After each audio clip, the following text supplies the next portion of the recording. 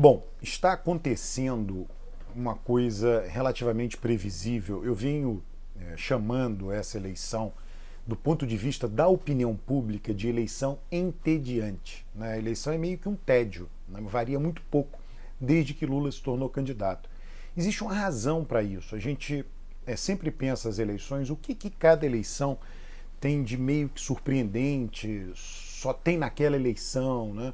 A eleição de 2018 foi uma eleição antissistema, né? Uma coisa meio, né, todo o sistema tinha falido, né? E sei lá, não importa, eu não quero aqui as razões, a mídia, a Lava Jato. Não, o eleitor, o clima geral daquela eleição é o seguinte: o sistema ruiu, né? Precisamos de alguém contra o sistema, e esse alguém era Bolsonaro. Essa eleição, você tem uma característica talvez que não tenha ocorrido em nenhuma eleição anterior, né? É, que é um ex-presidente, né? Talvez não ocorreu, né? Você tem um ex-presidente que ficou 8 anos no mandato, que saiu bem avaliado, saiu com 80% de ótimo e bom, permanece hoje com 60% de ótimo e bom, tem uma memória, e um presidente que está no cargo. Então você tem duas figuras muito grandes.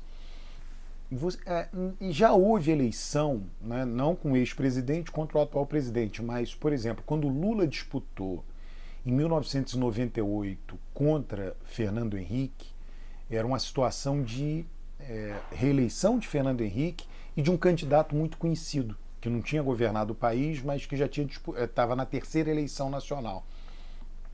Nessa eleição, o que está acontecendo?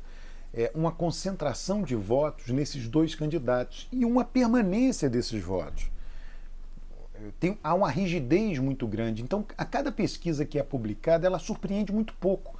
Né? Todo mundo fica cavando coisas na pesquisa, tentando transformar em notícia, normal. Né? O jornalista quer transformar a pesquisa em notícia. Como o dado da votação em Bolsonaro, da votação em Lula, ou não varia ou varia pouco, buscam-se variações dentro da pesquisa, né? Como a margem de erro é maior para subgrupos, quer dizer, a menor margem de erro é para a maior quantidade de questionário. A maior quantidade de questionário é aplicado nacionalmente. Só que evangélicos são 20, 30% da população, católicos 30, 40% da população. Então, aí já é um pedaço menor da amostra. Quando você vai analisar um pedaço menor da amostra, a margem de erro é maior, porque o número de entrevistas é menor. E aí vai ter variação, vai ser mais fácil variar. Então vai variar de pesquisa para pesquisa. Bolsonaro subiu nos evangélicos, Lula caiu, e é isso que vira notícia. Mas aí você tem uma variação interna da pesquisa, então é bem interessante ver as análises de pesquisas. Né? Lula permaneceu igual porque ele perdeu nos evangélicos e aumentou nas mulheres. Né? A gente não sabe, né? A rigor, cientificamente falando, né? Sei lá, tem muita coisa ali que está dentro da margem de erro. Provavelmente subiu e caiu, mas menos, né? Menos, como se diz, né? Então, assim, isso daí é a ausência de notícia na variação de voto de Lula e Bolsonaro faz com que se busque notícia na variação de voto de subgrupos da pesquisa. Subgrupos: homens, mulheres, evangélicos, católicos, idade tal, jovens. E aí todo mundo fica cavando subgrupo. Estava vendo, né, análises feitas sobre uma pergunta que foi colocada numa pesquisa sobre o aborto, né? Se é contra ou a favor do aborto. Existe uma bateria de perguntas antigas sobre o aborto, feita nos Estados Unidos, que você diz situações para aborto.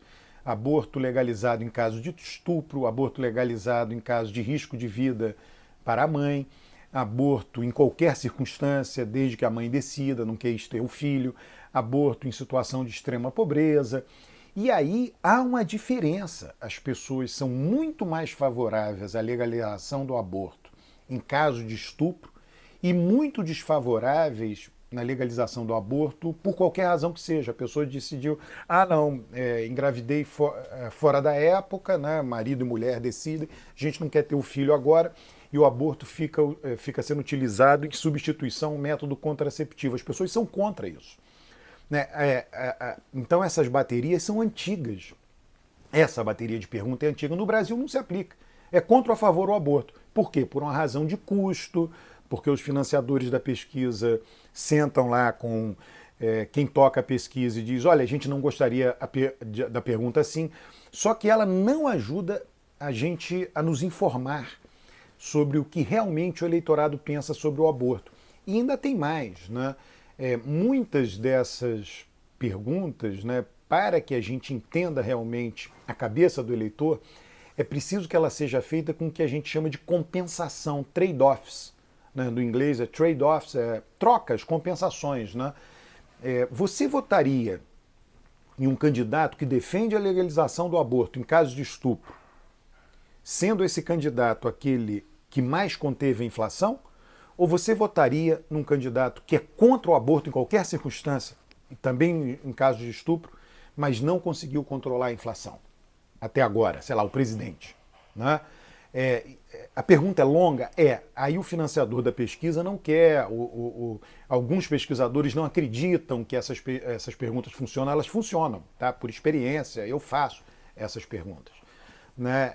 Então, nós temos um mapeamento, digamos assim, muito parcial do eleitorado, e depois as pessoas não entendem, acaba a eleição, se pô, Lula falou do aborto e aquilo não afetou nada, né? Né? Então aquilo não tem impacto no eleitor. Aquilo tem, mas tem um impacto diferenciado. Depende dos grupos, depende do aborto em que circunstâncias, depende dessa compensação, trade-off entre aborto e, sei lá, controlar a inflação. Por que eu estou utilizando o termo utilizando o tópico do controle da inflação? Porque o eleitor ele tem hierarquia de motivos para votar ou não votar em alguém. Né? A maior parcela do eleitorado tem como primeiro motivo na hierarquia o bem-estar socioeconômico. Né? E aí você vai ter, costumes pode entrar segundo, terceiro, corrupção. Né? Não é que não esteja na hierarquia, está, mas é abaixo, para a maior parte do eleitorado. Só que as perguntas não consideram isso. Lula está lá, líder, firme e forte nas pesquisas. E aí as pessoas não entendem. Na verdade, ele é visto como uma esperança.